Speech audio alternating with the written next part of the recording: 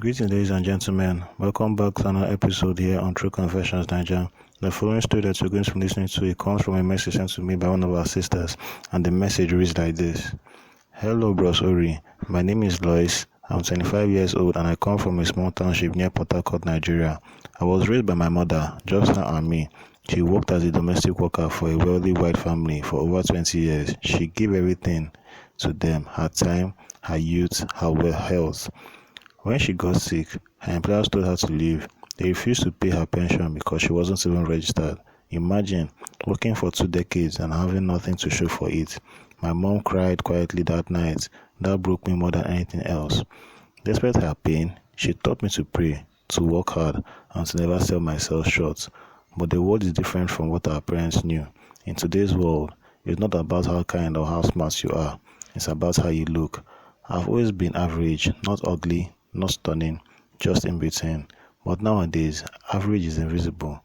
Men chase women with small waists, big hips, full lips, Instagram bodies, video vixen. Brosori, I started working as a waitress in a club to support my mom. Late nights, drunk customers, unwanted touches. It wasn't easy, but the tips were better than any 9 to 5 I could get. That's when I learned how this world really works. If you want to be seen, you have to look the part. One night, a man walked in, well-dressed, confident, polite. His name was Timmy. He ordered a drink and tipped me generously. Before he left, he asked me for my number. He didn't lie. He told me straight up that he was married. I should have walked away, but there was something about him. He listened. It made me feel seen. We started talking more. He told me I was beautiful, even without surgery. But he also said I could glow up and make real money if I had the look. His wife, he said, had also done a BBL. That's when the idea got planted in my head. Timmy offered to pay for everything, the flights, the surgery, even the hotel. He said he would come back a goddess. I was scared but excited. I thought this would change my life. I flew to Istanbul, Turkey. The clinic looked nice. The doctor showed me photos of women who looked like models. I pointed to one and said, "Make me like her." Surgery was hell. I couldn't sleep on my back for weeks. I bled. I bruised. I looked like a swollen mango. But after healing, wow, I looked hot.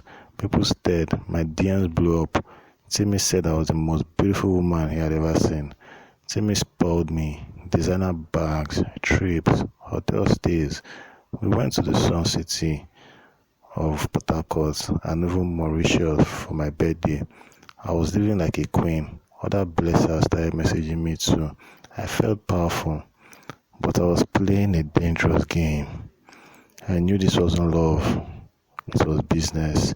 I had my plan, enjoyed the benefits, then move on.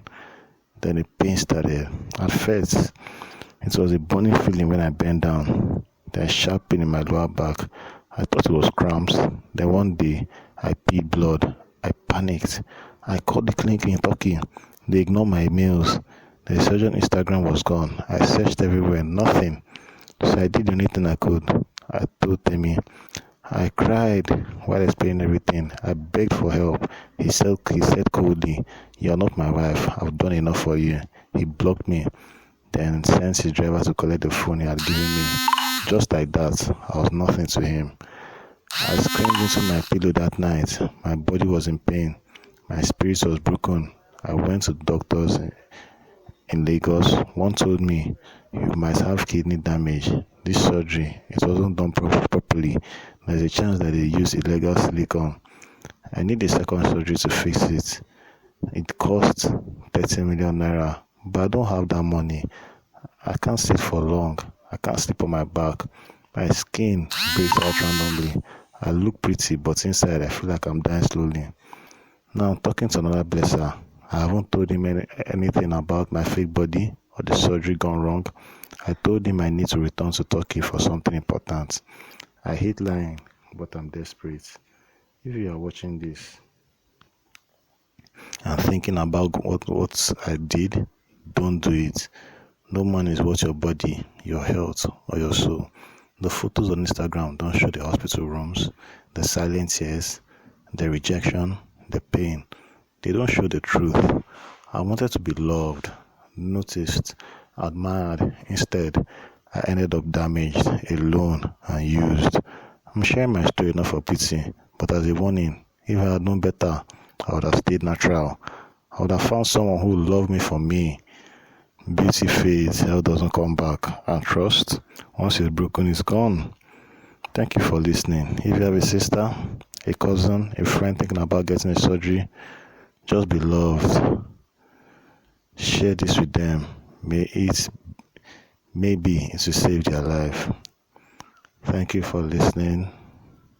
Dear listeners, right here was a message sent to me by one of our sisters. Things they really happen for this world though. Now wow.